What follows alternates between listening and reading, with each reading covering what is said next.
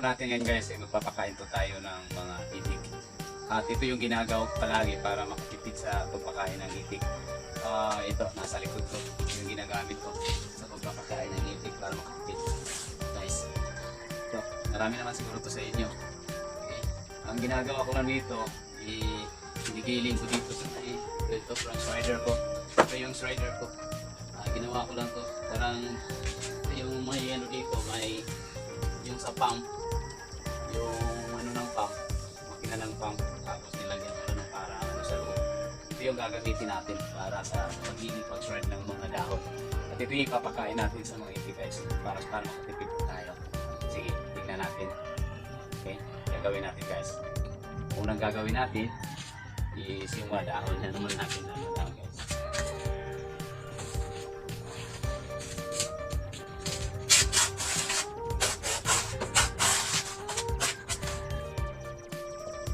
Bago ko papanda rin ito guys, papakita ko muna sa inyo kung paano ko kinuha itong mga dahon sa saging.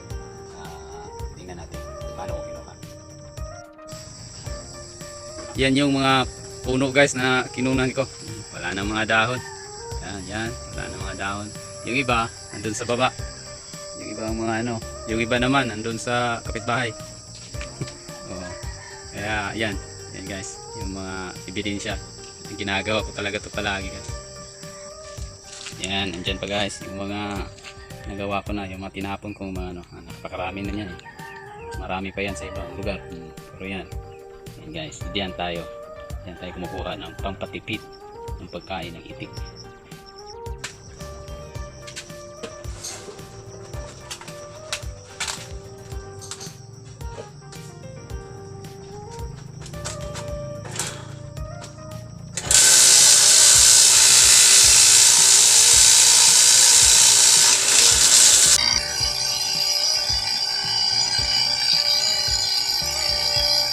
Tingnan natin guys yung ano, yung ano niya. Yan.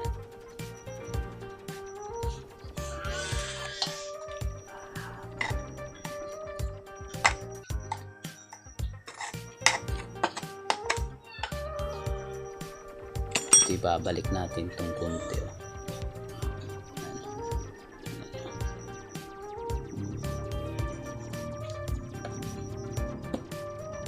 Papakain natin yan sa mga itik.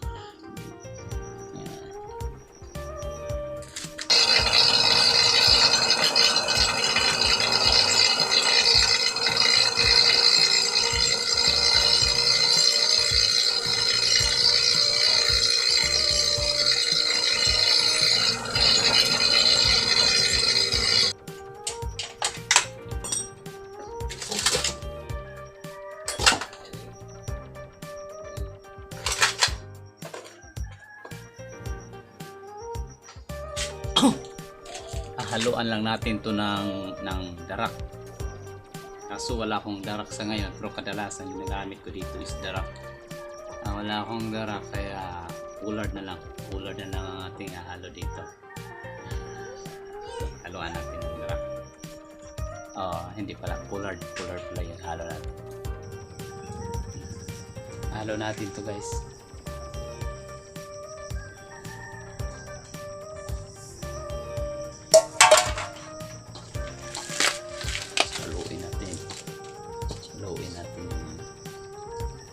Lagyan pa natin ito ng tubig. Ilalagay natin ito guys sa balde para mas madali yung paghalo.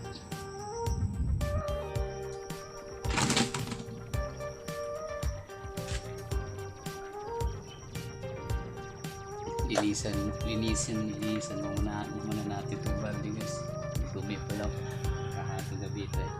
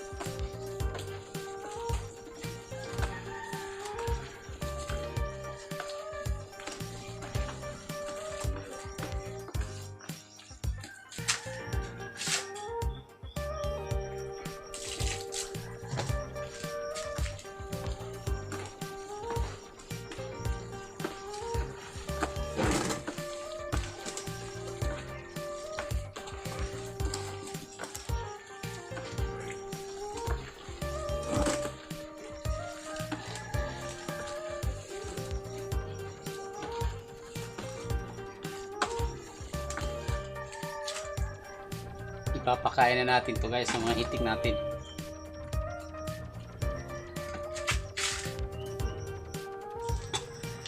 Mas maganda nito guys kung may budget kayo, lagyan nyo ng feeds. Lagyan nyo ng feeds. Mas gumagana yung kain ng mga itik. Mas nasasarapat talaga sila pag may feeds. At mas malusog yung mga alaga ng hayop pag may nilagyan nyo. Ay, konting feeds lang. Ay, konting feeds. Pero sa ngayon wala akong budget. Hindi nila muna ako naglalagay ng feeds. Pero kayo, may budget kayo, lagyan nyo ng feeds. Mas maganda. Para sa mga itik natin, para sa mga hayop nyo. Sige guys, papakain natin to. Kasi yung mga itik natin hindi lumalapit pag nandyan ako. Mga idlas mga takot, mga lisang, hindi ko alam Tagalog mo. Yun ang mga itik natin, kaya nahihirapan tayo. Aalis ako, sakpa sila kakain. Yun ang mga itik natin. Sige guys, punta tayo dun sa itik natin.